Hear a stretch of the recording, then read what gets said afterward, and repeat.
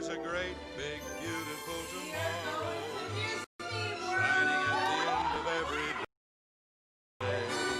There's a great, big, beautiful When you're ready for your tomorrow to begin, start planning at DisneyWorld.com.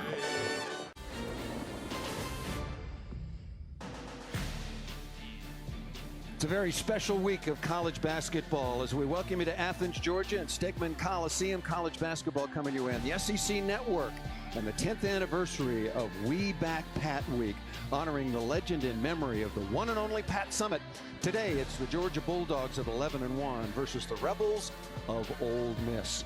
With my partner, Andrea Carter, formerly of the Tennessee Lady Vols down in Charlotte, North Carolina, from Southern California, I'm Paul Sunderland. And Andrea, as a high school sophomore, you committed to the University of Tennessee and to Coach Pat Summitt. You never got to play for Coach Summitt, but you have many, many memories, and we'll talk about those throughout the course of this game. But Coach Summitt would particularly like Q Morrison, who really focuses on the defensive end for Georgia. Absolutely. Pat Summitt would love Q Morrison, and you said it, it's because of her defense.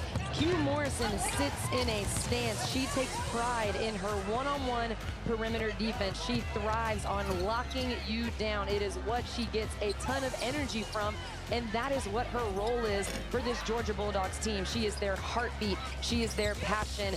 And the biggest thing, too, she can also score the basketball. So just a huge piece. Q Morrison for the Georgia Bulldogs. And who she's going to be defending today, Danetta Johnson, who is an ambidextrous guard. Listen, a lot of people say they could score with both hands. Danetta Johnson can shoot the basketball with both hands, and she has been shooting lights out the past 2 games. 25 points against Mississippi State, 20 points against Missouri. The matchup between these 2 players, Q Morrison and Danetta Johnson, is one that I'm so excited about. Ole Miss at 7-3, 1-3 so far in conference. Their lone win was against Auburn. And as far as Georgia is concerned, at 3-1 in conference and coming off a huge comeback, winning 67-66 over Tennessee after trailing by as many as 17 to start the second half. These 2 teams meeting for the 50th time even number. Georgia leads the all-time series with 36 wins, and the Bulldogs have won their last 4 straight. There is Yolette McEwen in her second year heading up the effort at Ole Miss, and it is certainly a rebuilding effort. 7-23 last year and went winless in the SEC. Certainly one of the keys for Ole Miss, Shakira Austin, the 6'5" junior transfer from the University of Maryland, has some difficulty with foul trouble, but is a real low down inside and right on cue. Wearing number 0 in navy blue, picks up the first personal foul on number 14, Jenna Stady, her counterpart at center for the Georgia Bulldogs. Let's take a look at the Ole Miss starting lineup. Talked about Austin, of course, Danetta Johnson, who's averaging 14 points to go along with 4 rebounds. Mimi Reed, very, very important at the point as well. And Madison Scott wearing number 24. She's the outstanding 6'1" freshman out of Indian Head, Maryland, a 5-star recruit who missed 3 games because of COVID protocols, and very much one of the top recruits, the first ever McDonald's High School All-American for Ole Miss. Ole Miss missed Madison Scott during her time, missed those games because of COVID. She can score, but she also adds another rebounding element to Ole Miss that's really important. What are you looking for early as far as Ole Miss is concerned? They're coming off an 86-77 loss to Missouri. Danetta Johnson, as you talked about, came up with 20 points. And Austin had 26 and 10, but those are big numbers. That's 46 combined, but where do they get some help so they can challenge Georgia right now, one of the hotter teams in the league? One thing that I think Ole Miss is trying to do, Taya Douglas is in the starting lineup, and she brings another element of scoring. She's a pretty pure shooter, so that might be what Coach Yo is trying to do early, put her in the lineup to put some points on the board. Taya Douglas, 5'10" sophomore out of Fort Smith, Arkansas, a transfer from Trinity Valley Community College. #1 community college team in the country last year when they went 32-1. Step back jump shot on the way, the long rebound, battled for, and it'll be second chance opportunity for Ole Miss.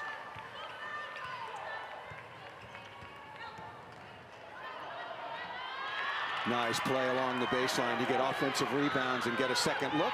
And we're in the books. Ole Miss out first as we take a look at the Georgia starting five. Gabby Connolly been superb along with Caldwell Morrison. We talked about Jordan Isaacs and Jenna Stady. Stady, interestingly, did not play 1 minute in the second half at Tennessee. And that 17-point turnaround. But they've got to have Stady playing at the highest level to compete against the best teams in the conference in the country. I definitely agree. I think that it was great for Georgia. Maury Davenport, she came into the game in that Tennessee game and just had so much energy that Coach Taylor kept her in the game. Mallory Bates added length and energy as well. And so Jenna Stady didn't play in the second half, but I think moving forward, they're going to need her. They need all of them if they want to beat some of the top teams in the SEC. Really good battle down inside. Austin, shake, bake. That one went through the sifter off their foot and out of bounds. Stady picked up one early foul. She averages 14 points to go along with 8 rebounds and nearly 3 blocks per game. In her 6th year, there is Joni Taylor. Played her college basketball in the SEC at Alabama. 17-13 last year. 7-9 as well. Just the second full-time women's basketball coach at the University of Georgia, following in the footsteps of Hall of Famer and our colleague at the SEC Network, Andy Landers and Stady, with a couple of quick baskets to start things off for Georgia. Good rotation defense. That ball deflected out of bounds, and Ole Miss will have it with plenty of time to shoot. Just underway in the opening quarter in Athens. And this is the type of play that we've talked about that Georgia needs from Jenna Stady. Georgia does have depth, but they need her dominant play, looking to score and being aggressive down low. Are you surprised to see Austin trying to front Stady? I mean, at 6'5", shouldn't she be able to play behind and just play straight up? You know, that's just what Ole Miss does. I talked to Coach Yo about that exactly, and she said, no, we front the post. So that's just a part of their defensive scheme that they like to do. Beautiful give and go, and Georgia #2 in the SEC in assists per game at 18, and showing you an example of that. And at the defensive end, they will put their nose in there and take a charge. That was Gabby Connolly, #2 in white. And just a really nice pocket pass by Gabby Connolly. She put it right where it needed to be for Jordan Isaacs to go up and score. And Connolly right on cue. Not only did she draw the charge, but also previous to that delivered a beautiful, as you said, was that in the right pocket or the left pocket? That was, I'd say, right to the right pocket. Yeah, I agree. Right pocket, yeah. And right on time. Georgia does a really good job of sharing the ball and playing unselfishly. Q Morrison on the attack, and she was pushed on the perimeter, so the personal and team foul will be picked up by Ole Miss, now trailing 6-2. Second team foul right now in the opening quarter on Ole Miss. You're allowed 4 team fouls before your opponent shoots a couple of free throws. There's foul #3. Gabby Connolly setting a strong screen on the outside, and Donetta Johnson, I think, former teammate, running right through that to pick up a personal foul. Here in the game for the Rebels, number 21, Taylor Smith. Taylor Smith, 5'8" junior, coming on out of Marietta. Let's take a look at this. Oh, there's the screen. And wow. Donetta Johnson just rolled over Gabby Connolly. Huge point so early in this game. Donetta Johnson, who's been the offensive star along with Shakira Austin for Ole Miss, just picked up her second personal foul. She might be done until the third quarter. That is a huge factor in this game. Quick turnover, and Q Morrison looking to go the other way. Isaacs lays that ball up, lost it, looked for the foul, said, hey, ref, I got hit on the arm, but no call is made. Ole Miss has to be careful. Sometimes the best defense is quality offense. If you turn the ball over against Georgia, they love to run in transition. Ole Miss got lucky on that last one because Georgia usually converts. Nesbitt with it on the perimeter. Shot clock winding down. Yeah, that's a pretty good option to play through Austin. Boy, she's got to finish that, or at least go up strong and maybe pick up the second personal foul on Stady, who again comes away with a blocked shot. And Jenna Stady just a nice job at keeping her hands high, not having her arm drop down low to get the foul. And Shakira Austin, she has a crafty element to her game. I've seen her before take a power dribble and reverse layup on the other side to avoid that block by Jenna Stady. Mississippi very, very cold and inefficient so far at the offensive end. You've seen that for yourself. 1 of 6 from the floor, combined with 4 turnovers. And look at that, 6:01 remaining in the opening quarter, and now Ole Miss, by my count, is out of fouls. Snutta Collins, 6'1" freshman out of Brookhaven, Mississippi, averages 9 points per game coming on now. If I didn't mention, she's wearing number 5 in blue.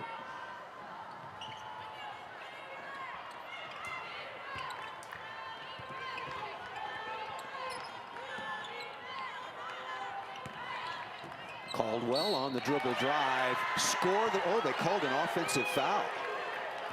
So wipe that basket away, and an offensive foul is going to be called against Maya Caldwell. You have to know, Yanla Kitchens, that is what she is trying to do. It looked to me like she's still sliding, still gets the call, but I think she was still sliding on that one, but she looks to take charges down low.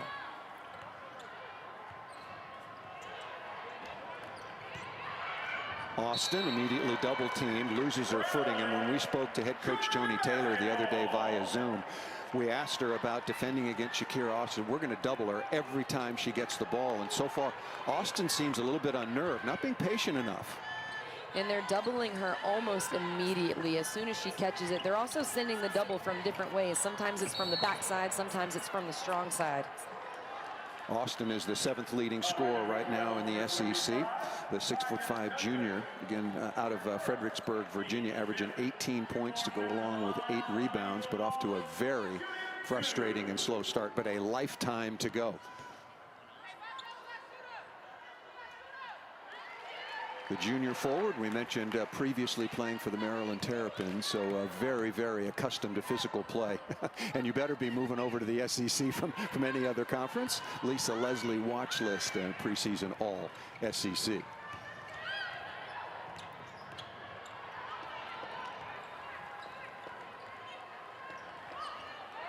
One thing that Ole Miss is trying to do on offense, they want to spread the floor and try and get one-on-one matchups. Georgia's so good with their help defense that Ole Miss wants to limit the opportunities for Georgia to send help. Really nice pass down inside from Nesbitt going to number 0, Shakira Austin. But again, Austin at 6'5", unable to finish. Also, that was a tough chance at the rim that time by Snutta Collins. And it will be Georgia basketball when we come back to Athens. Just underway here. It's We Back Pat Week on the SEC Network.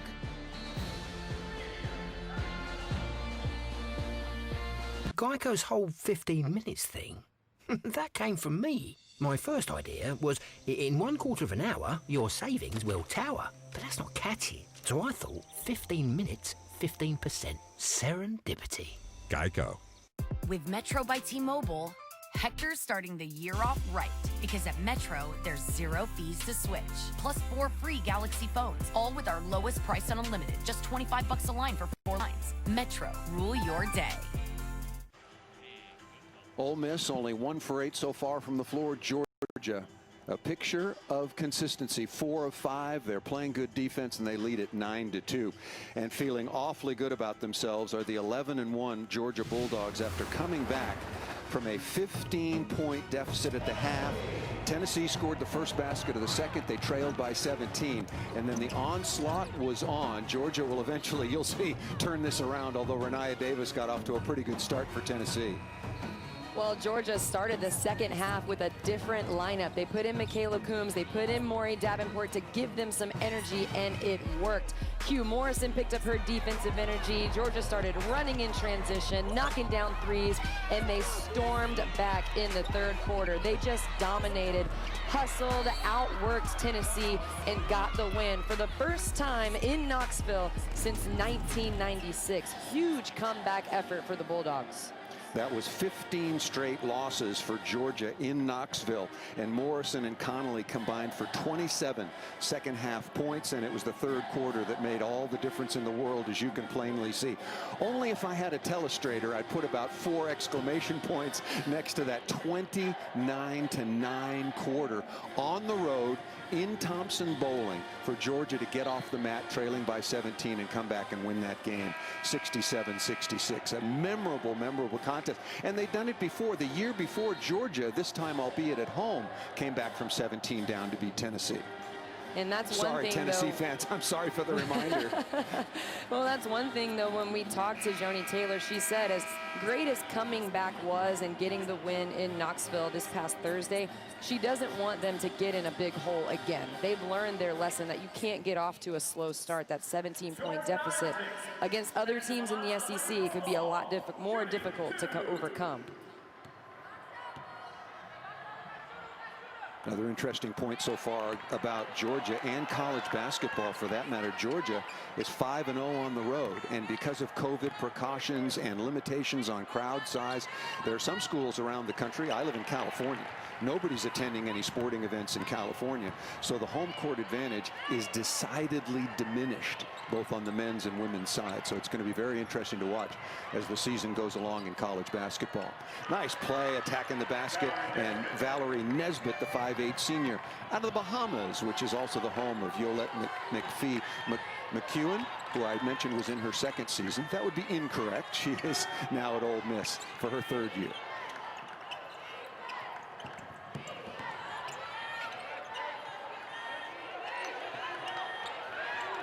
Plenty of time on the shot clock. Georgia plays at a pretty quick tempo. They average 77 points per game, but they really do their work at the defensive end. Long rebound taken by Isaacs, number 20 in white, and Georgia will reset. And that's a young mistake by Madison Scott. She just turned and went into the paint after the ball was shot. You've got to find your man and box out. That was an easy offensive rebound for Jordan Isaacs. And if you're just joining us, and if you're an Ole Miss fan and wondering where Danetta Johnson is, she picked up 2 quick fouls. That's a poor possession for University of Georgia, and good solid defense by Ole Miss. But Johnson, who scored 45 points in their last 2 games, is now on the sideline with those 2 personal fouls. And look at the rank defensively for both Ole Miss and Georgia. That's the formula for winning a lot of basketball games, although Ole Miss still very much in a rebuilding mode. Nice attack again, that time by Nesbitt for her second hoop. When I talked to Coach Yo, we saw those defensive numbers. She wants her team to take pride in defense like Georgia does. Georgia, that's what they hang their hat on, their defense. For Ole Miss, it has to be the same thing, gritty, tough on the defensive end. Traveling violation called off the wing, and the lead, I mean, as solid as Georgia seemingly has been, they only lead by 4. And that's Ole Miss being gritty and tough on the defensive end. And this last play by Valerie Nesbitt, that's the kind of play and the aggression that they need from her. She is such a good scorer. She's great at getting to the paint. She can push tempo. They just need her to be consistent. What's the challenge for Coach Yo, who you spoke with yesterday, about developing obviously a winning culture when there's been so many games that have been lost and there's been so much frustration at Ole Miss? Not only just so far, well, you might say last year when they went winless in the SEC, but it's been a couple of seasons since there's been some winning down at Ole Miss on the women's basketball side.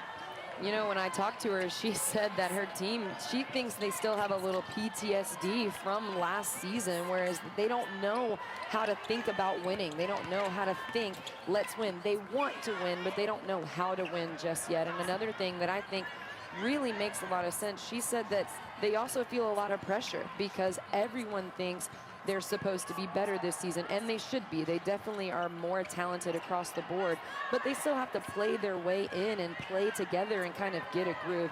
They want to win, they have the talent, but there's the pressure of proving, hey, we are better, and she thinks they're feeling that a little bit. Boy, nice pass to Austin, but she's just coming up, shooting blanks inside. You see her kick the floor there.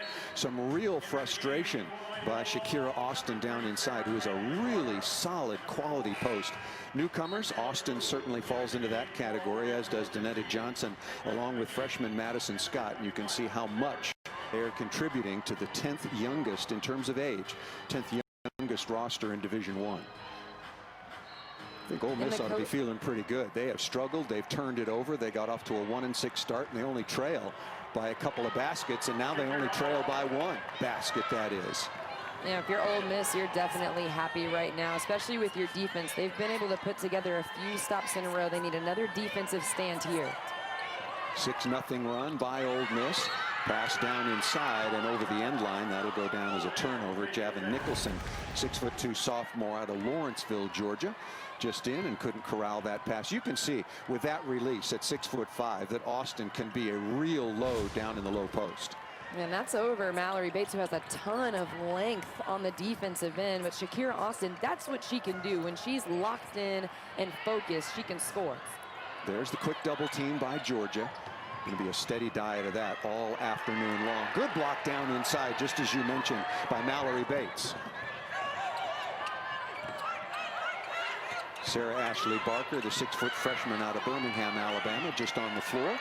And looking for the possession arrow. No, the referees let him play on. And Nesbitt coming out of the pack.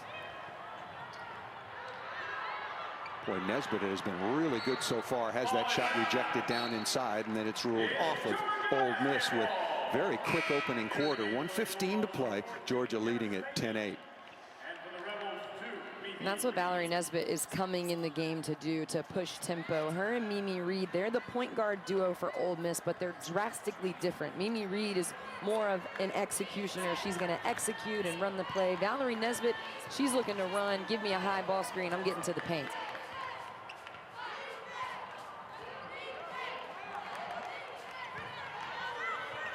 Well, Georgia has really cooled off. They haven't scored in the last 4:48. Only 7 field goal attempts so far because of some turnovers. Nice pass. Little double clutch down inside in the basket for Michaela Coombs.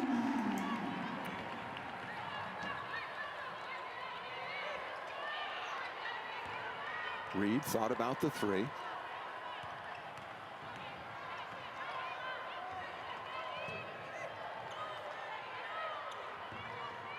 Mimi Reed has to attack the paint. If she attacks and draws the help from Mallory Bates, she can just dump it off to Austin. She's not being aggressive enough here. Shot clock winding down, and that ball slapped out of bounds by number 22, Mallory Bates. And this is such a nice play by Gabby Connolly. You see her eyes up and her head up as she attacks with the dump off pass to Coombs. And nice job by Coombs at cutting in. Sometimes so many players, they stay out on the baseline, get to the ball. Still plenty of time for Georgia to get a good look. Connolly averages 3 assists per contest. Dribble into the corner. Connolly tries to answer and does with a 3. That's a big make as time expires in the opening quarter at home for the Georgia Bulldogs at 11-1, 3-1 in conference. After the 3, they lead it 15-8. So Georgia out to a quick start, slowed a little bit by Ole Miss, and then knocking it down from distance to close out the opening 10 minutes.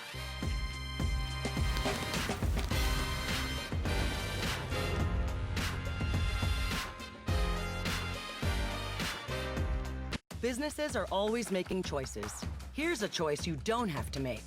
The largest 5G network, award-winning customer satisfaction, or insanely great value. Now with T-Mobile for Business, there's no compromise. Network, support, value. Choose all 3. T-Mobile for Business. Ready when you are.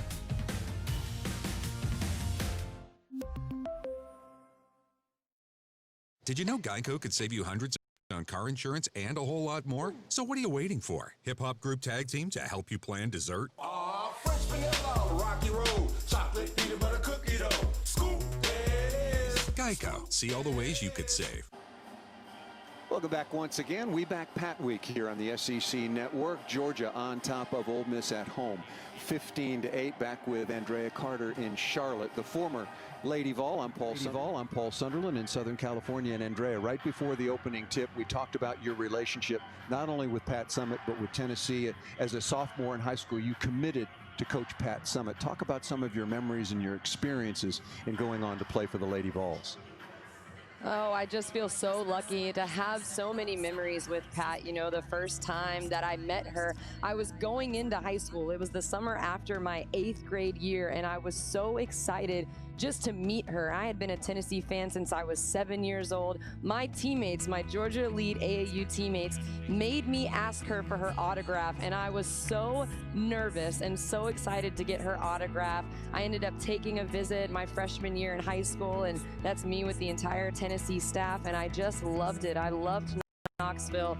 Like you said, committed as a sophomore in high school. I felt like I knew it was where I wanted to go. That was me my freshman year, just asking Pat, hey, let's take a selfie. Let's take a picture. And she's always said yes, always had her door open, and we just developed such a great bond, even in our short amount of time together. And I remember the first time I ever talked to Pat on the phone, I said, hey, Coach Summit. And then she immediately said, hey, player Andrea, you can just call me Pat. And from there on, I was sold, because it was the relationship. She really cared for me off the court and wanted us to be close. And it was just the person that she was and the woman that she was a million times greater than even the incredible coach that she was. Well, and she was that. Call her Coach Pat. 38 seasons at Tennessee, all-time winningest coach in the NCAA until just recently, when she was passed by Tara Vanderveer and tied by Gino Auriemma with 1,098 wins, 8 NCAA championships, and 18 Final Fours. There have been 38 NCAA women's championships. Tennessee has won 8. Gino has won 11. So they've won 19 out of the 38. I mean, really remarkable between those two. And Tara Vanderveer has won a couple as well, as you might imagine. It's so fun just to think about the impact that Pat has had on basketball. And, you know, even if you ask Tara Vanderveer and Gino Auriemma, you know, when they renewed the rivalry, Gino Auriemma said it's different to look across the sidelines and not see Pat. Just her presence and everything she did for the game, it was special. Turnaround jump shot not there, but an offensive rebound taken down by Caitlin McGee, the 6'1" redshirt freshman, but cannot put that back up and in. Some good with some bad as far as Georgia's concerned in the opening quarter. Scored 6 baskets. They had assisted on all of them. But to nullify that, Andrea, they had 6 turnovers. That's why they only attempted 9 shots in the opening quarter, whereas Ole Miss attempted 19. And they just got sloppy in the first quarter. They were fumbling passes, getting up in the air, and, you know, having to make last-second decisions. Georgia has shown that they can execute on the offensive end. They need to do that. Shot clock winding down, but that'll go down as another turnover, an illegal screen, and Ole Miss has missed their last 8 field goal attempts. Just inconsistent for Coach Yo. We've got Coach Yo at Ole Miss and Coach Flo at Auburn. Right? Right.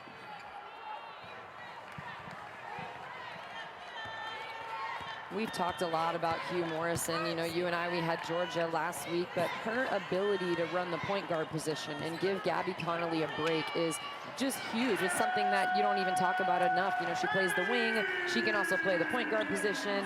She's locking up on defense. And, I mean, her role for Georgia, can't say enough about it. Easy score for Stady. Once again, Austin playing in front, but that's their style. That's exactly what they want to do defensively. And Georgia exploiting that a little bit in their half-court set. Looking to play quick, play ahead. The officials check one another, and that'll be ruled off of Ole Miss and out of bounds. 7:43 remaining in the opening half. Georgia leading it 17-8 as far as the all-time series. Mentioned that this was dead on, even. The 50th meeting all-time, Georgia leading the series 36-13 and has won the last 4 in a row over Ole Miss.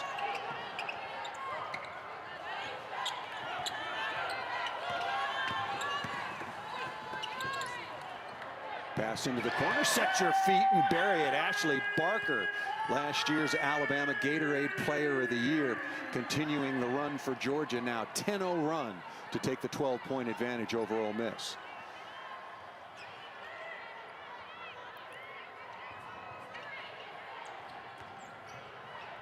Austin roll into the basket and lays it up and in.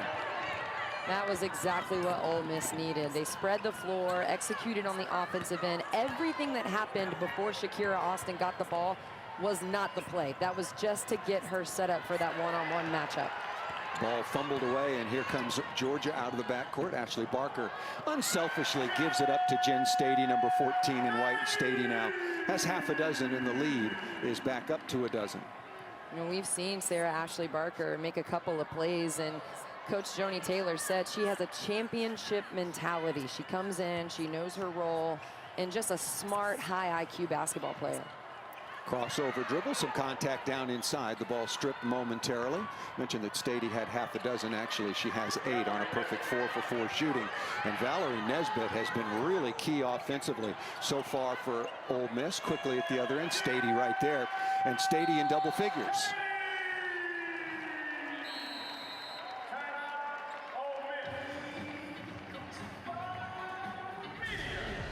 We'll step aside quickly once again. Georgia on top 24-12, and Jenna Stady, who was really frustrated to sit on the sideline at Tennessee, although her team won, having a big opening half.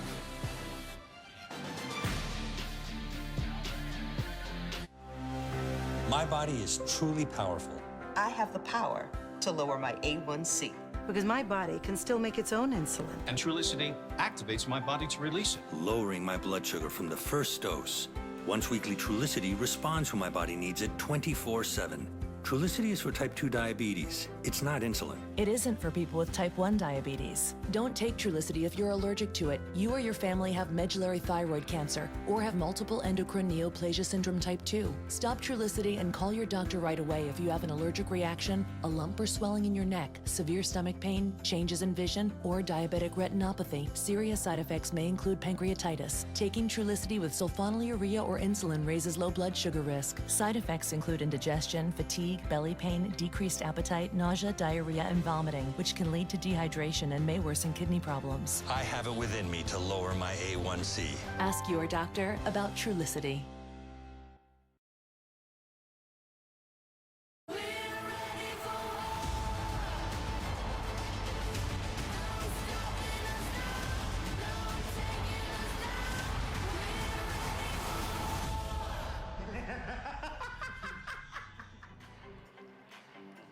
Wow, that hurts just thinking about it. Wednesday, a men's college basketball doubleheader coming your way on the SEC Network and the ESPN app. The Kentucky Wildcats, their next game will be against Georgia. Played Ole Miss yesterday. Georgia got their first conference win, 78-74. Kentucky has won 14 straight and 17 of 18 from the Georgia Bulldogs. That one's at 7 Eastern, 6 Central, right here, followed by Auburn and Arkansas at Bud Walton Arena. Back with former Lady Vol star Andrea Carter. I'm Paul Sunderland. Thanks so much for joining us once again on the afternoon. Let's take a look at some of the SEC news and notes around the conference. Number 7, Texas A&M. Wow, that is an impressive win over number 14, Mississippi State. You surprised by anything you see up there? Well, you know, I'm not surprised with the Texas A&M win. I feel like they're such a veteran team. They were upset by LSU. Now, Mississippi State was upset by Alabama as well, but with Texas A&M's veterans, they came out and made a statement today against Mississippi State, held them to 3 points in the first quarter.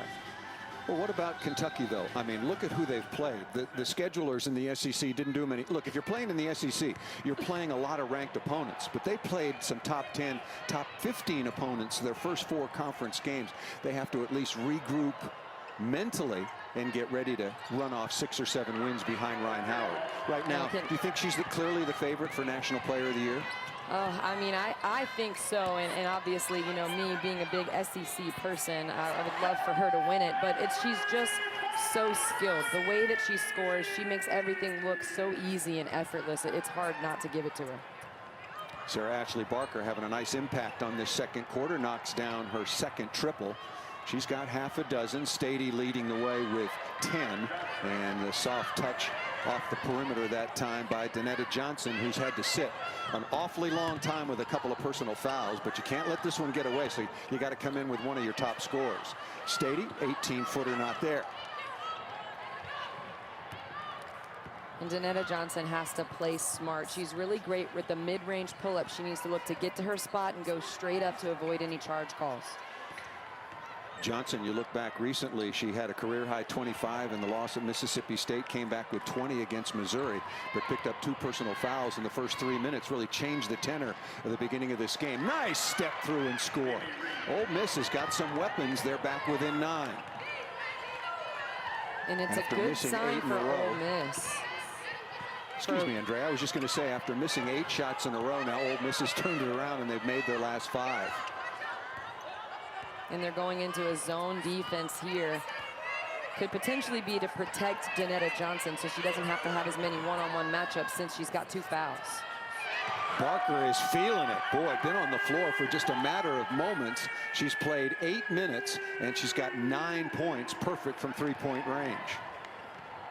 That's what makes Georgia so tough, Paul, is they have so many weapons coming off the bench. Against Tennessee, it was Michaela Coombs who made an impact, Maury Davenport, and then today it's Sarah Ashley Barker. It's a player that you may not exactly have highlighted on your scouting report that comes out and is knocking down shots. Boy, the ability to stretch the floor, the way they pass the ball, 18 assists per game. I mean, don't get an assist if the shot is missed. And Ashley Barker doing a wonderful job spreading the floor and knocking down open opportunities. And talking about the depth, 6 players on Georgia average 7+ points, and 9 players play 15 or more minutes, and only 2, Morrison and Connolly, play in the mid-20s. Even Jenna Stady only plays 20 minutes per game. So this is a really deep team. And Joni Taylor was telling us there, you know, everybody that played big minutes always took a possession off. With the Georgia Bulldogs, we have so many players. There's nobody who should be taking a possession off. Exactly, and especially, you know, one specifically that she said was Q Morrison. You know, Q Morrison last season, she would have to take a break on the offensive end because she had to play so many minutes. She was guarding the best player, and she could never catch her breath. So she rested on offense, and this season, we're not seeing that. We're seeing the best of Q on both ends of the floor because she has help around her. Nice play by Austin, this time on the front with the interception and the turnover against Georgia. That has probably been the only thing in the stat sheet. Shakira Austin, little crossover right in front of you, a la Drea Carter, and at 6'5", knocking down the jumper. She has such a nice ability to shoot over defense. Great touch on her shot. She needs to look to shoot early, just like that. Shakira Austin has turned things around, and that knockdown, nice response from Georgia. Austin started 0 for 5 and has since that time gone a perfect 4 for 4.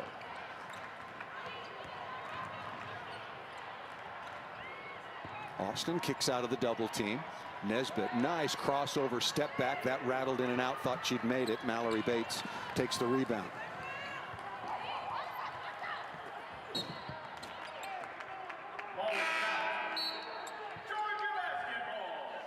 Gabby Connolly has such a quick. Gabby Connolly has such a quick release with that last shot. Just a smooth.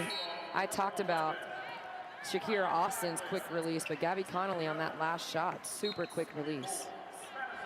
3-point makes, most of the damage being done by Ashley Barker, who is 3 for 3 from three-point range, 4 of 5 from outside the arc. Ole Miss currently 0 for 4. 2:40 thereabouts remaining in the opening half here in Athens, Georgia. Thanks so much for joining us. It's We Back Pat Week on the SEC Network, the 10th anniversary. Bates grabbed on the arm and will shoot a pair. No question the foul going on number 4, Bates, the 5'8" senior out of the Bahamas.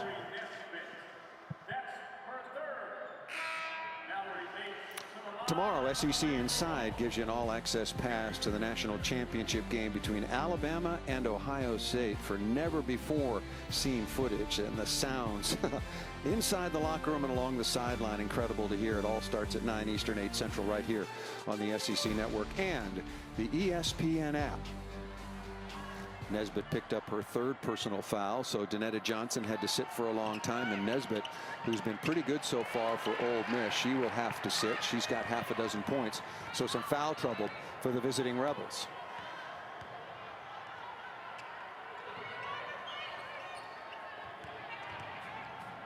Nice up fake right down the lane. Boy, that was good, quick offense by Ole Miss.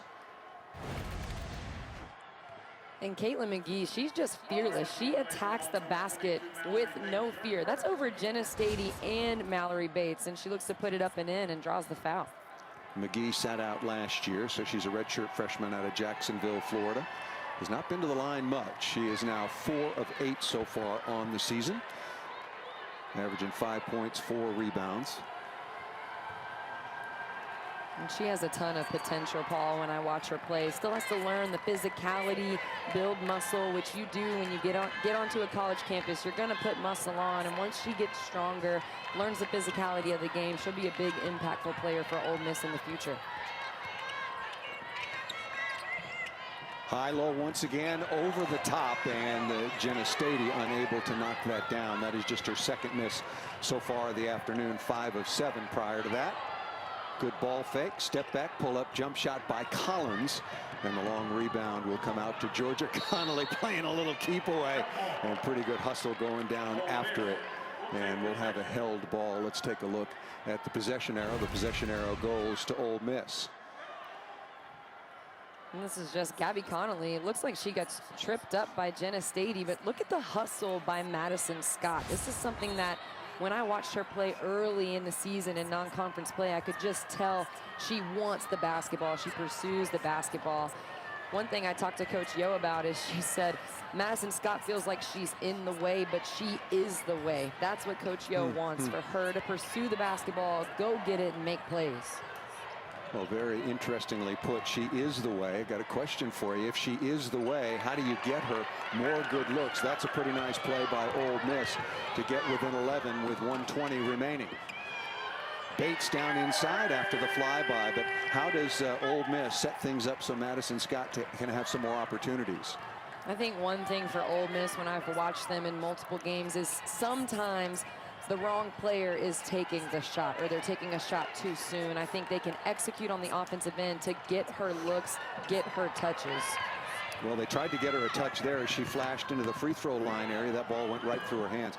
Nice pass into the corner. Caldwell looking to knock that down and comes up a little bit short. Inside of 50 seconds remaining. And Ole Miss looks a little gassed to me as they're jogging up the court. That's one thing that when you're playing a Georgia team that has a ton of depth and then you get into foul trouble, I think the Ole Miss players are going to be tired. They'll need to rest in the second half and get ready to go. No foul called. And Ashley Barker, who's been one of the first half stars for Georgia, called well to the other end. No foul is called over the end line, and the foul now will be called on Georgia, so it'll be Ole Miss basketball for the final 26.1.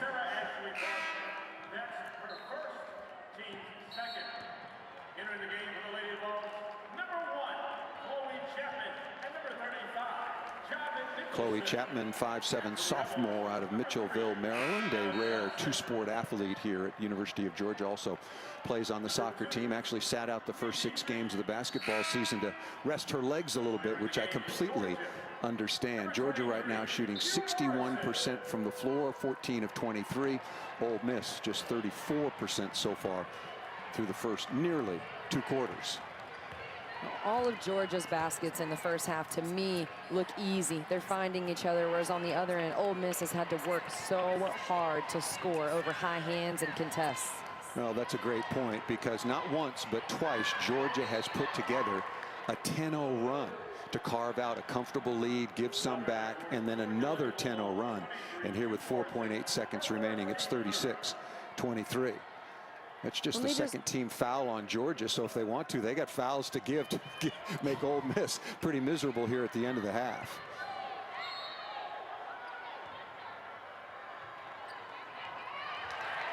Intercepted. Is there time? There might be some time. Connolly pass, lays it up and off the iron. Wow, what an unselfish play once again. Gabby Connolly looking for Nicholson. The basket does not go, and after the first 20 minutes in Athens, once again, honoring the legend, the one and only Weeback Pat this week on the SEC Network. Georgia at 11-1, 3-1 in conference, leading at 36-23 over the visitors from Ole Miss.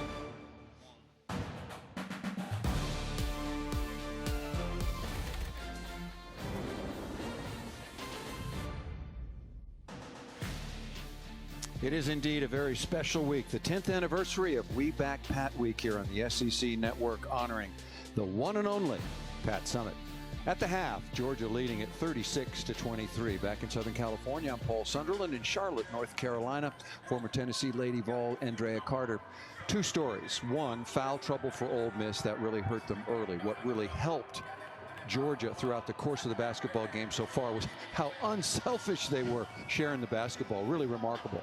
I was impressed by Georgia. I mean, they really stayed true to themselves, especially with Sarah Ashley Barker coming off the bench, shooting, scoring, playing really well. It is so true to Georgia's nature to have a player come off the bench and make an immediate impact. And today, it's been freshman Sarah Ashley Barker knocking down 3 threes in the first half, shooting with confidence, playing with confidence. I love that she knows her role. Look at the little high five between her and Coach Taylor. Just a lot of great things coming from the freshmen. And then, like you said, Georgia playing together, finding each other, starting with that pocket pass from Gabby Connolly, and they did such a solid job at drawing in defense, whether it was in transition or in the half court, at attracting the defense and making the right read and the right pass and finding each other out of it. Georgia, a ton of assists in the first half, just playing really well together as a unit.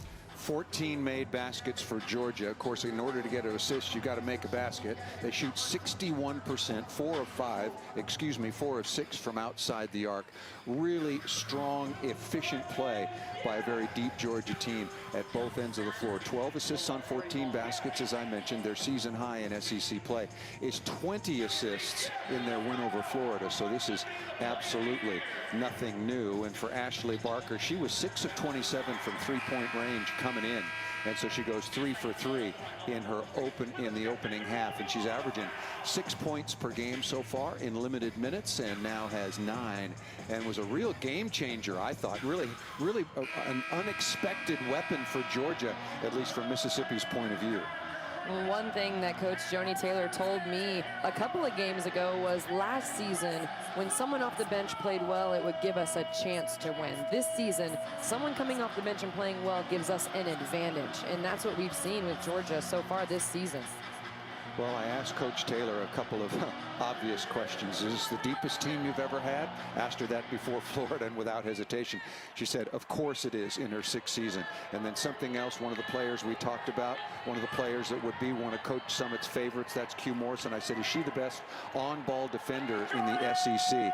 And without hesitation and with enthusiasm, she said, absolutely the best on-ball defender, as now after that make Georgia goes out to their biggest lead at 15.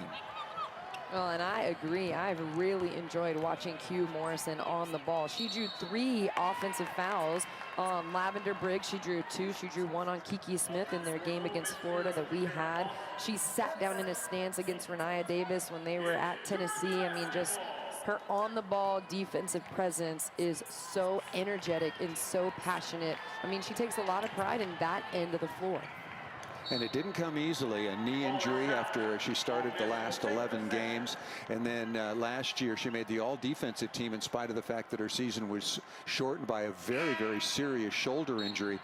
And when you look at the roster for Georgia, and we talked about it last week against Florida, you don't see an R next to her name. She never redshirted, so she worked very, very hard to come back from 2 quite serious injuries. Coming off a game against Tennessee, 17 points, 8 rebounds, 3 assists, and 4 steals. The collision down inside, and Jenna Stady, number 14 in white, certainly seems to have taken the worst of it.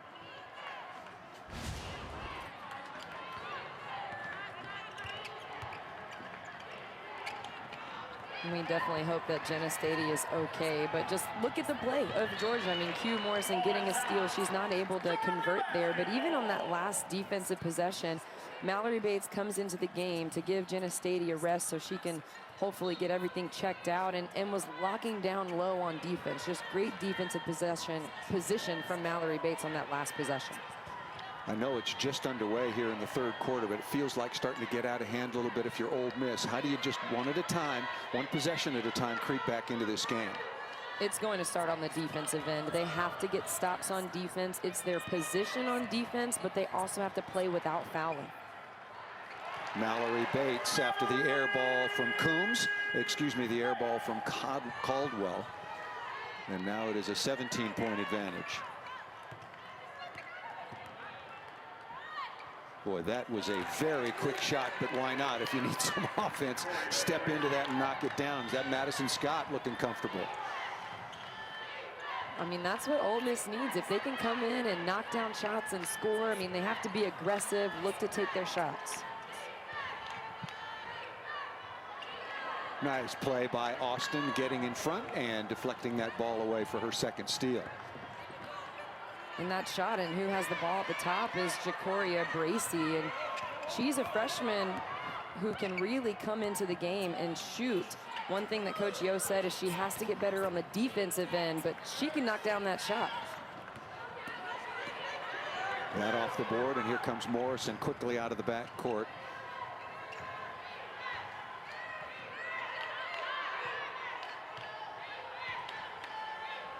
Connolly sets her feet. That was a really deep three. The men's line is 22 feet 1 3/4 inches and step back well behind that.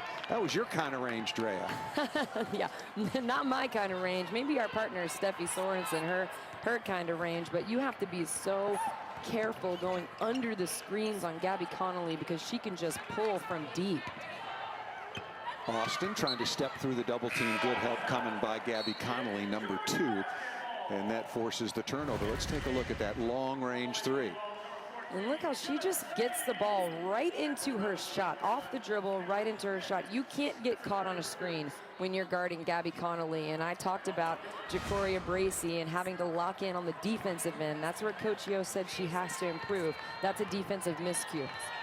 And speaking of Bracey, I had given the three-pointer to Madison Scott, but it was Jacoria Bracey, the 5'10" freshman out of Drew, Mississippi, wearing number 23, able to knock that down. Couple of dribbles, pull-up jumper, rattles in and out, right to Stady, who is feeling much better. And back on the floor now, Stady with her first basket of the second half. Now has a dozen. Quick steal. Q Morrison goes the other way, and a blocking foul is going to be called. Careless play by Ole Miss, and this one is, as we mentioned earlier, starting to get out of hand for Georgia. Q Morrison is just such a heads-up player. I mean, just a quick little sprint, gets her feet moving to get the steal. And for Danetta Johnson, I mean, she's not in position to take the charge there. And the first free throw needs a bounce, and it does fall down. Thursday we'll have a women's basketball doubleheader for you. 11-1 Georgia squares off against Don Staley, and number 5 South Carolina at 6:30 Eastern. Then it's number 12 Kentucky taking on an Auburn team looking for the upset in their first conference win. Auburn was again a loser earlier today. Both games are right here on the SEC Network and the ESPN app. And if I'm not mistaken, doesn't Tennessee play UConn on ESPN also on Thursday? Yeah, big night of women's college basketball. About time they got that rivalry back together. It's an exciting slate of basketball. The Georgia-South Carolina game. I'm interested to see what Georgia does, and then of course the UConn-Tennessee matchup. Has Georgia surprised you? I mean, you got to go look at who they've played and who they've beaten. Beat Florida. And coming back, but now at 3-1 in conference, 11-1 overall. That's a pretty nice start. Your thoughts on the Bulldogs? I've been impressed by Georgia, but they haven't surprised me because I think this is the best team that Coach Joni Taylor has had because of their experience and because of their depth. They've got veterans in the starting lineup, but they have high-quality, skilled players coming off the bench, and they all know their role. So, I mean, I've been impressed by Georgia, but not surprised by the way that they've started. How about Mississippi State? Very highly regarded, obviously, but now at 3-3 so far. You're going to take your lumps in this conference, unless maybe you're South Carolina, which seems to have separated themselves. Well, definitely, you know, Mississippi State, I think that they're still trying to adjust to everything. You know, they just got a new coach, head coach Nikki McRae-Penson, and she's changed a couple of things. They're still a very talented team, but for me, when I watch Mississippi State, they need a little bit more of that toughness and grit and hustle and kind of energy that we've seen Mississippi State play with before. Once they get that with their talent, they'll be tough to beat as well. So your top 3 would be then, I'm guessing, South Carolina, Texas A&M, and Kentucky. And Kentucky would be your third. And Kentucky, you know, they're just a game over 500 so far in the conference. So like we said, I mean, we talked about Texas A&M, and a lot of people were really falling in love with the Aggies, but then it can change so quickly when you lose at LSU, and then so everybody goes, okay, now South Carolina once again is indeed by far the elite. And Coach Pat Summitt, this the 10th anniversary of We Back Pat Week, and boy, I'll tell you, she planted the tree, and the tree has certainly grown. Look at the coaches around the conference. Just a tremendous legacy. So impressive. And when you watch these teams play, I mean, you just said it, LSU just defeated Texas A&M, and how'd they do it? They did it with their defense. They did it with their rebounding. That's Pat Summitt in itself. That's Pat Summitt in a nutshell. When you watch these programs play, you see so many signs that their coaches are from Pat Summitt. All Georgia so far after the opening quarter. They led it 15-8, 36-23 at the half, and now the lead is 49-28. Georgia shooting it at 62% overall, and they've even heated up so far in the third quarter. 4 of 6 so far from the floor and continue to share the ball.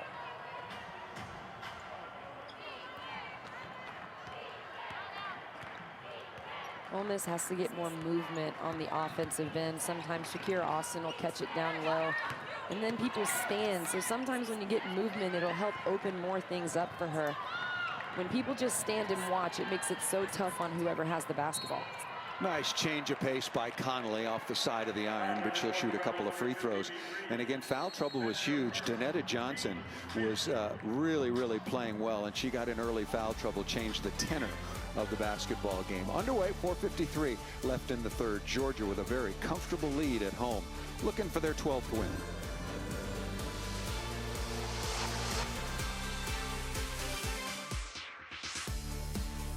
So, what should we do today?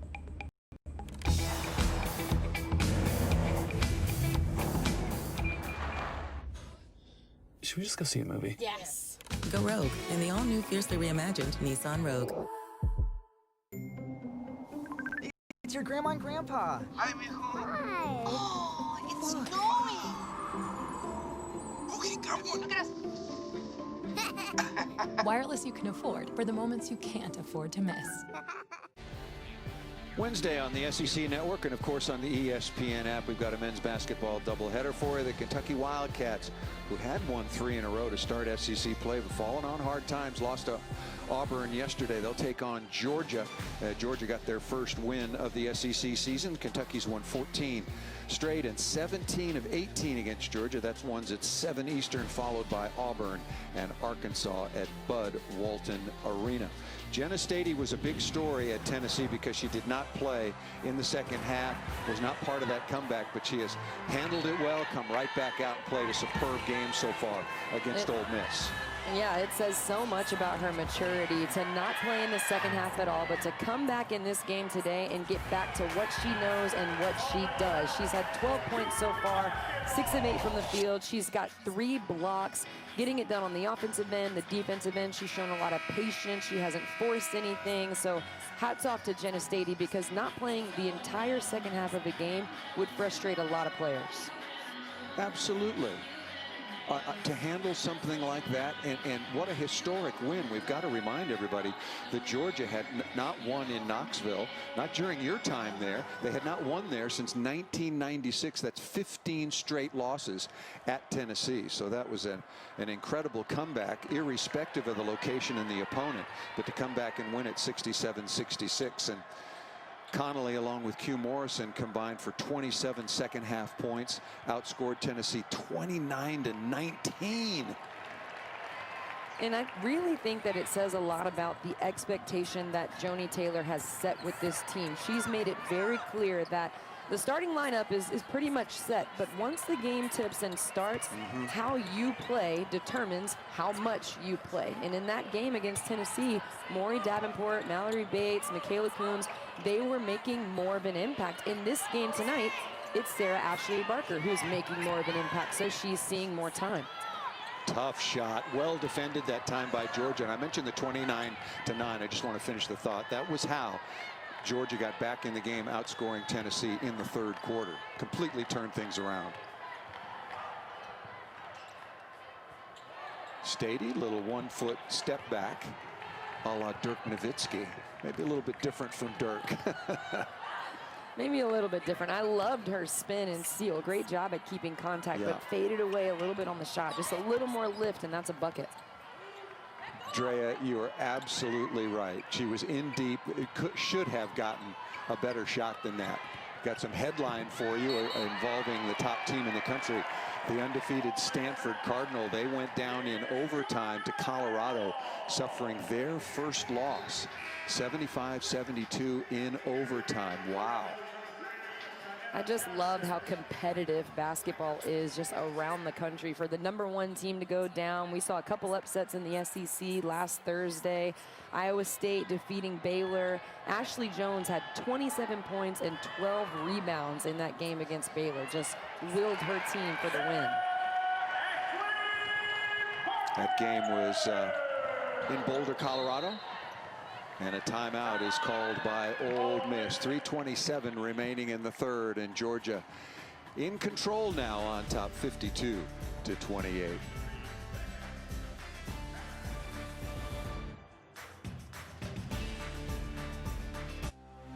I have the power to lower my blood sugar and A1C. Because I can still make my own insulin, and Trulicity activates my body to release it, like it's supposed to. Trulicity is for type 2 diabetes. It's not insulin, and I only need to take it once a week. Plus, it lowers the risk of cardiovascular events. Trulicity isn't for people with type 1 diabetes or diabetic ketoacidosis. Don't take Trulicity if you're allergic to it. You or your family have medullary thyroid cancer or have multiple endocrine neoplasia syndrome type 2. Stop Trulicity and call your doctor right away if you have an allergic reaction, a lump or swelling in your neck, severe stomach pain, changes in vision, or diabetic retinopathy. Serious side effects may include pancreatitis. Taking Trulicity with sulfonylurea or insulin raises low blood sugar risk. Side effects include nausea, diarrhea, vomiting, belly pain, and decreased appetite, which lead to dehydration and may worsen kidney problems. I have it within me to lower my A1C. Ask your doctor about Trulicity.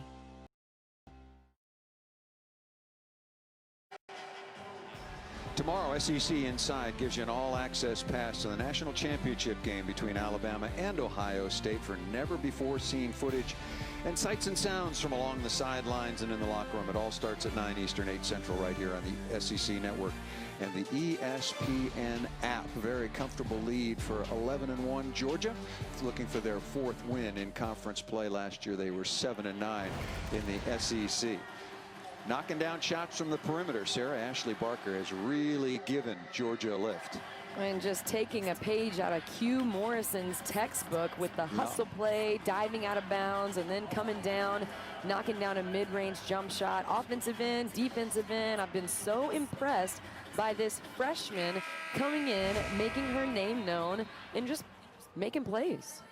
Gatorade Alabama Player of the Year in double figures with 11 in just 13 minutes. Connolly has got 11. Stady has 12 to lead the way for Georgia.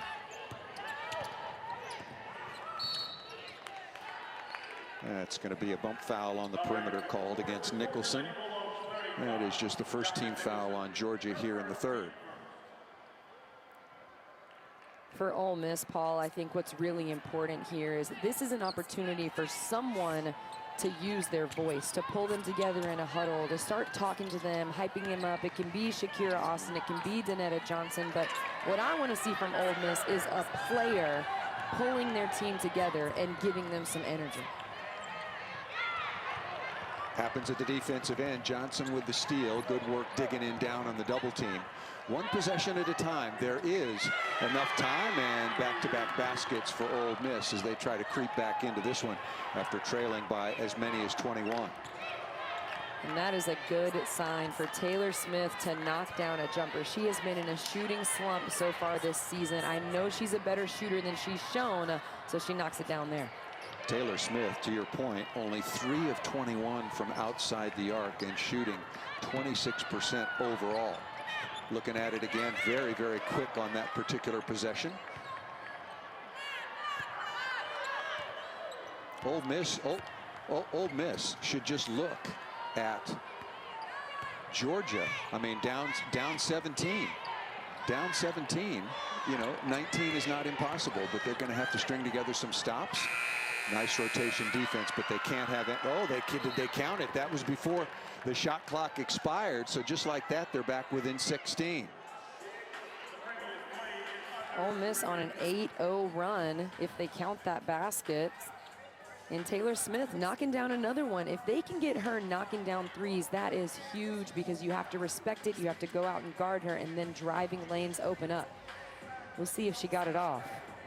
Well, what did you see from Smith? Let's look at this one. Yeah, that's very close.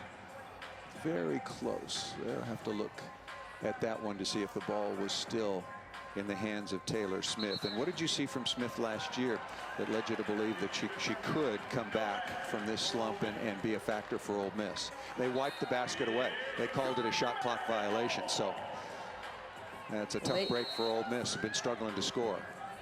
That is a tough break, but if you're Taylor Smith, you don't let it shake you because you just hit 2.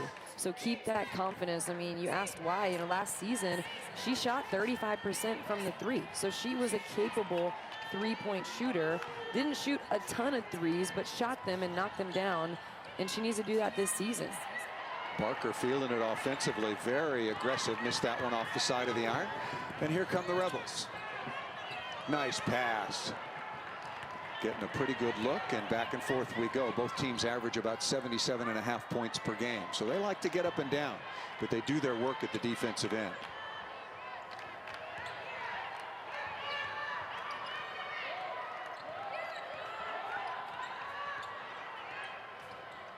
Stady on the sideline, Connolly. And what a nice attack. Crossover, the side was cleared out, laid it up and in. Good play design. They just cleared out that side to give Gabby Connolly the driving lane, and she just lifts it up so high to get it on the glass. Beautiful pass by Shakira Austin with the assist to Valerie Nesbitt. Once again, Danetta Johnson has not been much of a factor in this game, saddled with early foul trouble. Johnson's only played 13 minutes, has 6 points. She scored 45 points in their last 2 games for Ole Miss, albeit both losses to Mississippi State and Missouri. Good pass on the back cut, spinning it up off the board, not there by Michaela Coombs. Ole Miss needs to execute here. Their last play, they executed nice with the back screen so Nesbitt could get the layup. She likes a high ball screen. We'll see if they give her one here.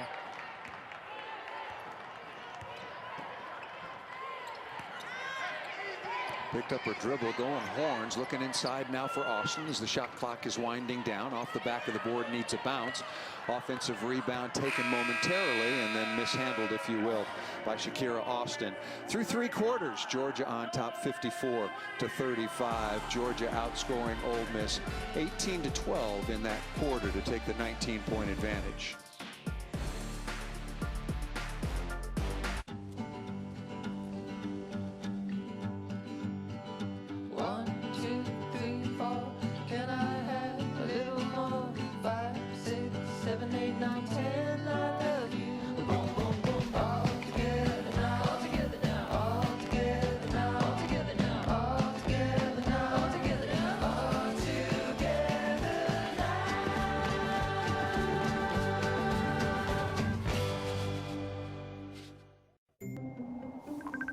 It's your grandma and grandpa. Hi, mijo. Hi.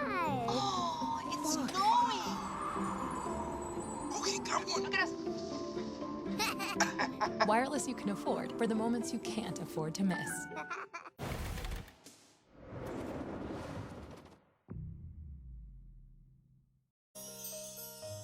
She was a mother, she was a coach, she was a leader, she was innovative, was able to get the most out of her players. But I think what they remember the most is not the moments on the floor, but the moments that she was there for them off the floor, and the everlasting bond that they continued to have once they were done with their playing career, and that's what I aspire to do.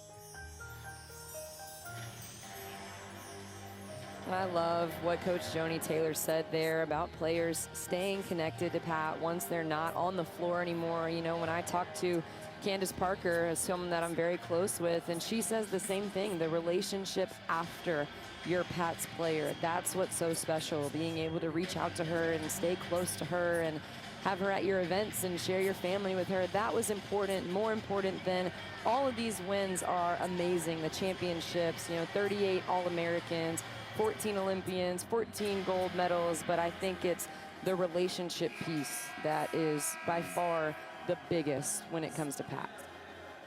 And of course, everybody who followed the great career of Coach Pat Summitt or watched her on the sidelines or is familiar knows that she was incredibly tough and incredibly demanding. But if you were able to live up to her expectations, she was in with you for life. you then became part of her extended family because she demanded so much from her players.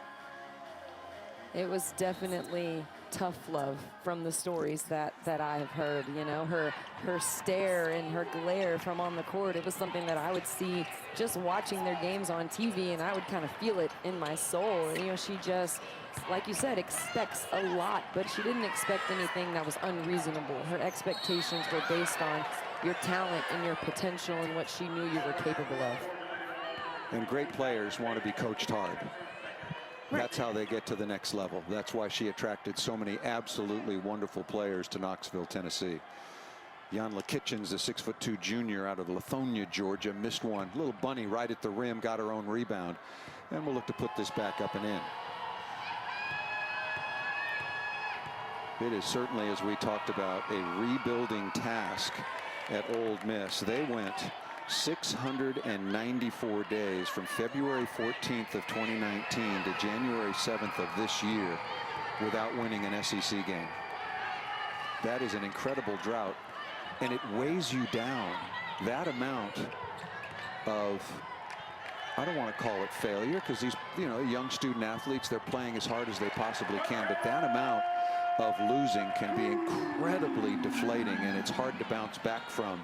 And in her third year, Yolette McEwen has certainly got a task ahead of her, but she's doing a nice job recruiting. She's up the talent level at Ole Miss significantly via transfer and recruiting.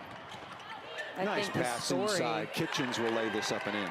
And that's what they need from Yanla Kitchens, to finish down low. Nothing incredible, just eyes on the rim, eyes on the target, and put it in. But, you know, to your point, when I watched Ole Miss last season, even though they weren't winning games in SEC play, I was still impressed by their energy in shoot around, the energy that they had. And now this season, they have the energy in practice, and they've got the talent. They just have to play games and be in situations where they're close and they have to make the right play. And I think it's doubly tough for Ole Miss because they couldn't have the non-conference schedule that they wanted to have this season. So they couldn't play. They wanted to play in the Bahamas and face some top 25 teams and play from behind in the non-conference. Their first time playing from behind, Coach Yo told me, was in SEC play. So they didn't have the conference schedule to prepare for what she calls the WNBA South, is what she calls the SEC. The Southern Division of the WNBA. The WNBA South is the SEC, and they just didn't have time this season to get ready for it. You mentioned the Bahamas. Coach Yo, originally from the Bahamas, and has coached their national team as well. And Valerie Nesbitt from the Bahamas has played for her internationally. 18-point advantage as we approach the 8-minute mark of the fourth quarter. Georgia at 11-1, their only loss in conference to Mississippi State, coming off a huge win at Tennessee, also a win over Auburn and over Florida just last week. But a pretty balanced performance. Connolly with 13. Barker has been the one surprise. Sarah Ashley Barker coming in, freshman out of Alabama, 3 for 3 from outside the arc, 11 points now in 19 minutes. And Jen Stady with 12 points, 5 rebounds to go along with a handful of blocks.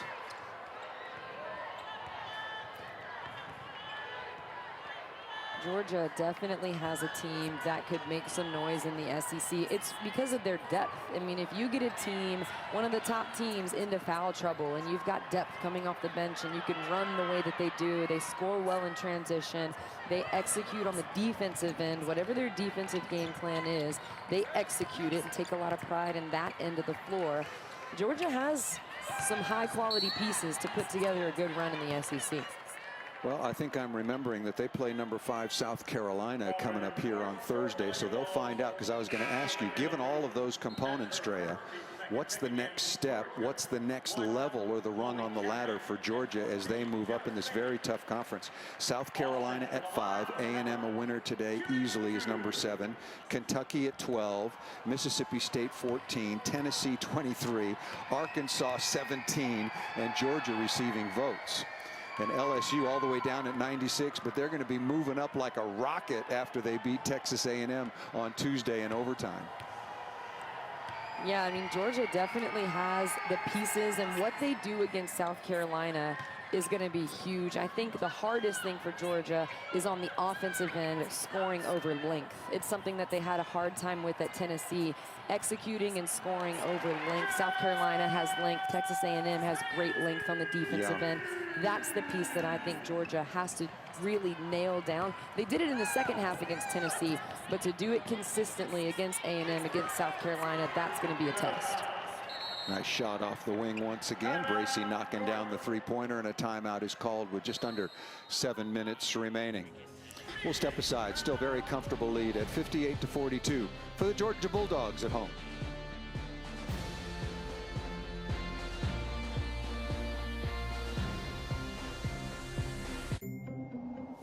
It's your grandma and grandpa. Hi, mijo. Hi. Oh, it's snowing. Okay, come on. Look at us. Wireless you can afford for the moments you can't afford to miss. Thursday, we'll have another women's college basketball doubleheader for you. The same Georgia Bulldogs will take on Don Staley and number 5 South Carolina. We're just talking about them both. And number 12 Kentucky taking on Auburn. Auburn, a team still looking for their first win. Arkansas, middle of the pack, if you will, when we looked at that long list in the net ranking of SEC teams. And they've got a big game tomorrow against South Carolina. South Carolina, 19 straight wins. Wow, that is 19 straight wins versus SEC opponents. I did not know that. That's a great note. That is a really, really impressive performance. Last year, of course, they were the regular season and conference tournament champs. It's that second note that really stands out to me, especially facing Arkansas. They lead the SEC, that's South Carolina, in blocks. I think their length is going to pose a problem for Arkansas. When you think about Aaliyah Boston, Lily Grissett, Victoria Saxton, Letitia Mihir, I mean, the length of South Carolina's players is going to be really tough for Arkansas to score over. Arkansas has to be able to run, shoot, knock down threes, and play their style of basketball if they want to get a win. Arkansas coming off a heartbreaking loss at home by 1 to, speaking of length, Texas A&M. And now the Razorbacks. Remember, in the non-conference, I did the game. They beat Baylor in the non-conference, and now they have lost 3 out of 4. But you're going to take your lumps unless you're South Carolina, it seems, in the SEC. Well, one thing that's really important for Arkansas as well, not only knocking down threes, but getting to the free throw line. That's something they did really well against Baylor. But for teams to beat Arkansas, the recipe, don't let them shoot threes and don't foul them. Nice run out by the soccer player, Chloe Chapman, using her legs to sprint up the floor to extend the lead. Back to 18. Georgia has basically been in control since the halftime break at 36-23. Then they outscored Georgia by a score of 18-12 in the third, 54-35 for the 19-point advantage, and Mississippi has been unable to string together any sort of really significant run.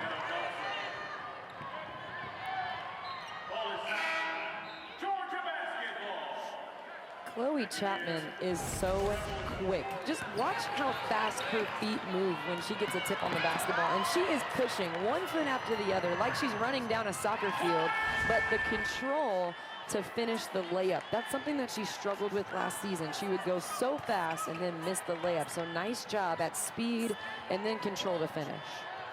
We talked about Georgia's defense from Chapman. That was the 8th steal overall for Georgia.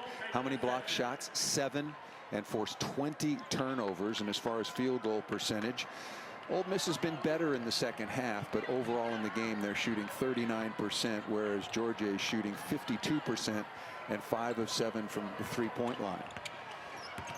And even the last basket by Donetta Johnson, it was over a high hand of Q Morrison. She had to spin around to get it. All of Ole Miss's shots are one-on-one, and they're tough. They're over high hands. That shot as well. What really good help that time by number 11, Maya Caldwell.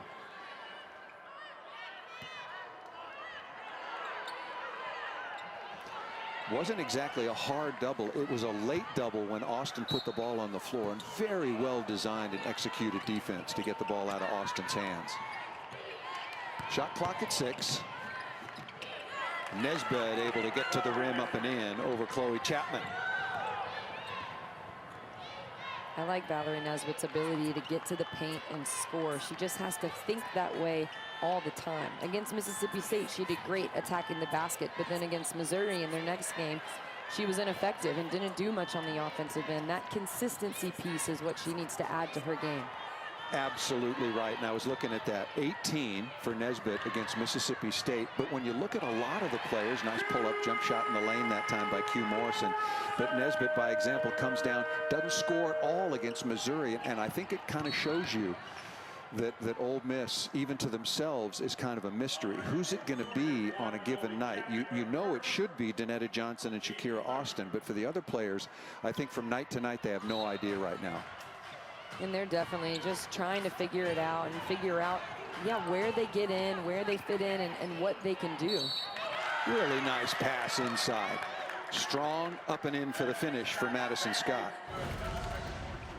And Madison Scott is a player that we haven't seen it as much today, but she is a true talent. When she gets going, I think the games that she missed because of COVID really hurt her, because she was getting into a role and getting into a rhythm of high activity, slowed down because of COVID. She just needs more time on the court.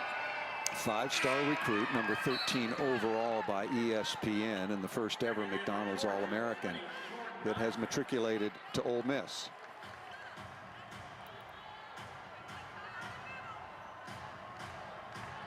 Back within 13, 4.5 minutes remaining. All Georgia has to do is think about what they did last week to Tennessee. Mississippi has got themselves at least within shouting distance. First time in a long while. Stady up and under, blocked from behind that time by Austin. Nice recovery defensively by number 0 in the navy blue. When I asked Coach Yo how she felt about the matchup between Shakira Austin and Jenna Stady, she said she trusts Shakira Austin in the one-on-one matchup. Georgia on the other end is sending a double, but Ole Miss trusts their post player down low. Jordan Isaacs, I didn't think I'd say Georgia needed a big basket, but that stemmed the flow a little bit. Maybe it quieted the hopes for Austin and the rest. Here's Nesbitt. A couple of dribbles, pull-up jump shot. She's had a nice afternoon in Athens. Nesbitt now with a dozen. Boy, quickly at the other end. Poor transition defense. Michaela Coombs. That was way too easy if you're trying to make a comeback. Yep, and Coach Yo did not like that lack of transition defense at all. You have to know that that's what's going to happen when you're facing Georgia, but especially when Michaela Coombs is on the floor. She runs in transition and scores in transition. This is what she's known for, getting the basketball in the full court and attacking and finishing at the rim. For Ole Miss, you've got to sprint. When you're setting up a full court press, someone's at the front, but everybody else has to sprint and get where they need to be. Yeah, and you look at Shakira Austin. I don't think it was Austin's fault at all. She was left on an island there back by herself. Not a lot of help from her teammates getting back. Fast break points so far on the day, 12 for Georgia. Well, that's appropriate. 0 in terms of Shakira Austin's number. 0 fast break points for Mississippi. And it's hard for Ole Miss. There have been a lot of games where Coach Yo has said that they were gassed in the fourth quarter. They didn't have as much energy. When you're facing a team like Georgia that has nothing but depth and players coming in and out of the rotation, it's going to be hard to make a comeback in the fourth quarter. Well, and let's remember, and we talked about it before the game, and every team has had to deal with it, and that I'm talking about COVID cases, contact tracing, but Ole Miss had to shut it down for 12 days, and that's completely shut it down. So that makes it very, very difficult to keep your fitness and conditioning for a demanding game like basketball.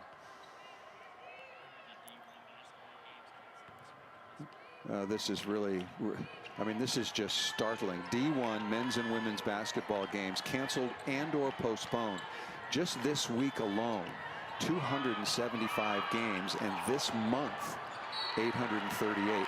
I thought when we came to the new year and we could say good riddance to 2020, I thought our major problems were behind us. Little did I know. Little did I know. Right, all right. I mean, there's a lot of pressure on 2021 to be better than 2020. And it should be easy. It should be easy on old 21. Anything can almost be better than 2020, quite frankly, on several fronts. on the held ball. Georgia will retain possession.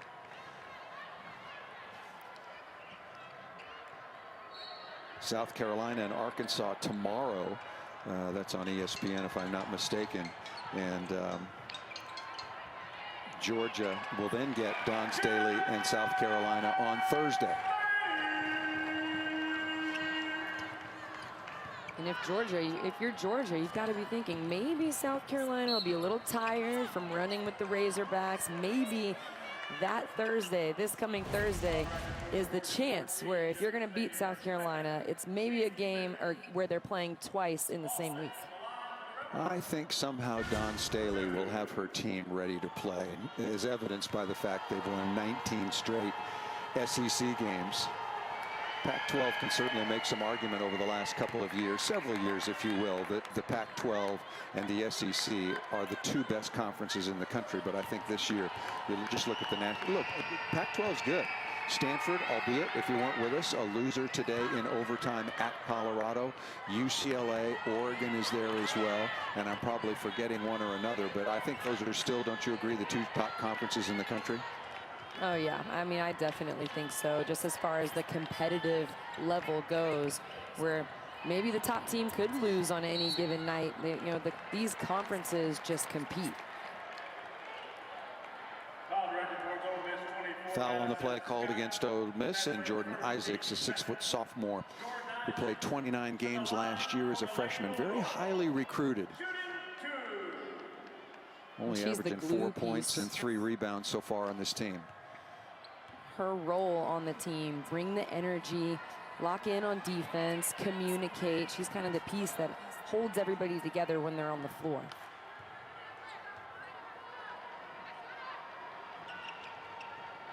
Nice looking stroke from the free throw line, and that shot falls. 2:35 remaining in this one. Again, it has been all Georgia, looking to improve to 12-1, 4-1 in conference. Ole Miss, their only conference win against Auburn, who is still winless. Nice play by Austin off the glass. I want to ask you a question. Can Austin and Kitchens play together? Might that be a thought for Ole Miss? Yeah, no, they definitely can play together because Shakira Austin is versatile, and she can play the 4 and she can step out. Shakira Austin is so effective working down low and when she has space, so it's hard with Kitchens on the floor sometimes. Here comes Connolly quickly out of the backcourt inside of 2 minutes remaining. And Stady, pull-up jump shot not there. Offensive rebound taken nicely and put back up and in by Coombs. Well, they got a lot of weapons. This is a really good Georgia team. I like Michaela Coombs. She comes in the Tennessee game. She had 4 steals. She plays hard on the defensive end, and she's extremely athletic. She got up for that last rebound.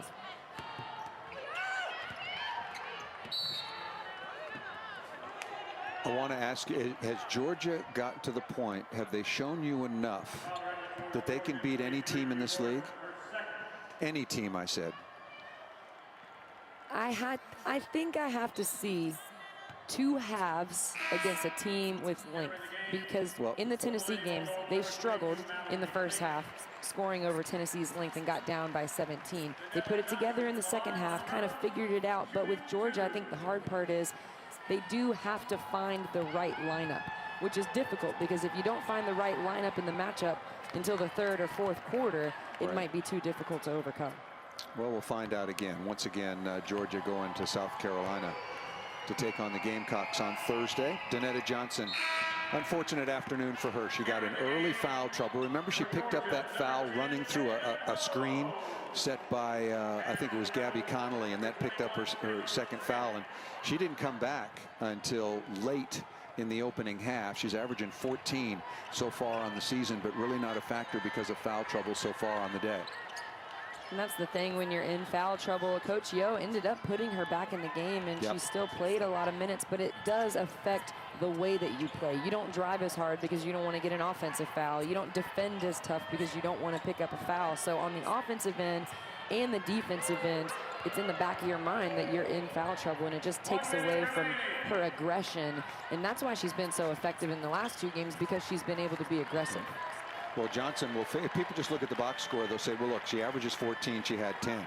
but it was an inconsequential 10 because it all came after the game was decided, and she was on the sideline when the game was in fact very much in doubt early on. Nice look down inside. Mallory Bates with the score.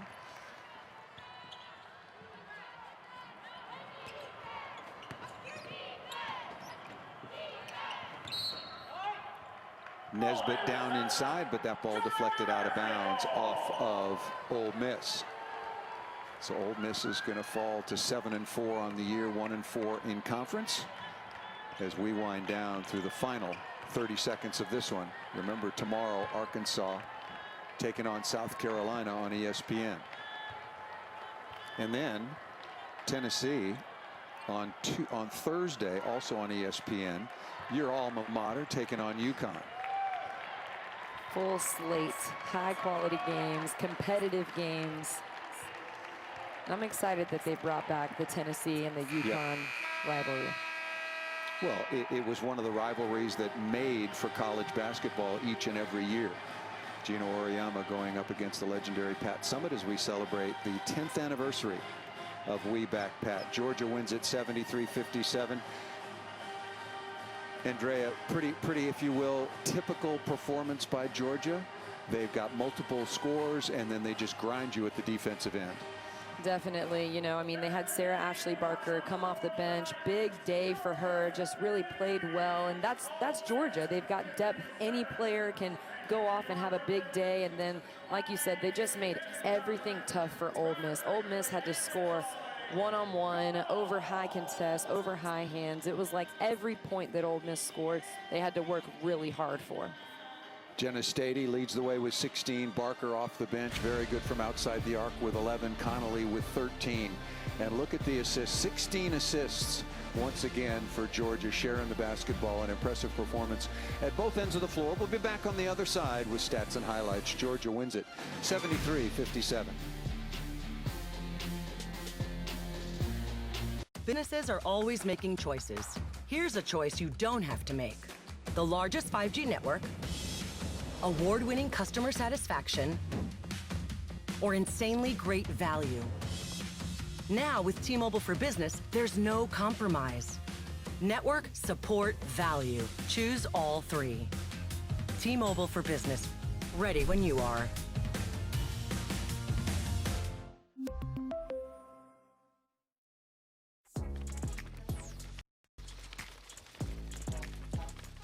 All in, but on a budget. The new $1 Your Way menu at Burger King will help you stack that bread and spend less bacon.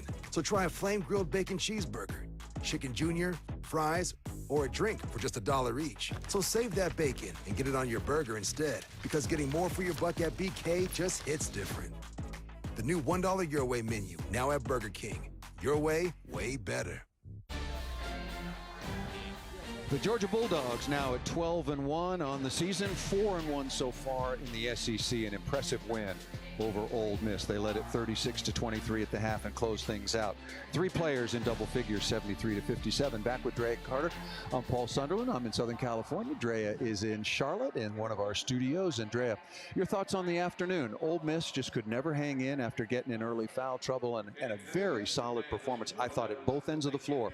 And Georgia's depth, which is their storyline, was on full display throughout the course of the afternoon.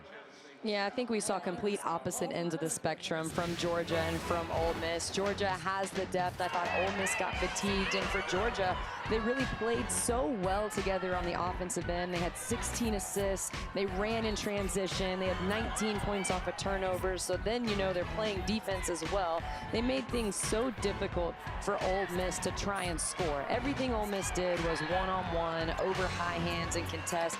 And for Georgia, on the opposite end of that, their offense looked easy. They were finding each other. They're shooting layups. They're driving, penetrating, kicking. That's an easy shot. When you can catch a pass that's right in your shot pocket and it's in rhythm and it's on target, it makes it easy to shoot. It makes it easy to score. And that's what we saw with Georgia today. Georgia's only blemish so far in conference play was a loss by 7 to Mississippi State, and we've mentioned it a number of times. Coming up next for them will be South Carolina. Your thoughts on that potential matchup as we look at the numbers again, all in Georgia's favor for both the offensive and defensive end. What about South Carolina and Georgia as a matchup? I'm excited for the matchup. I think that Georgia is going to have to come in with a very, very strong defensive game plan. And then on the offensive end, can they score over South Carolina's length? It's going to be a real challenge. South Carolina is very, very good. Only one loss so far on the year to North Carolina State. Coming up next, more college basketball on the women's side. Vanderbilt at number 12, Kentucky, with Eric Freed and Christy Thomas-Skutty. Thanks for joining us from Athens. More college basketball coming your way.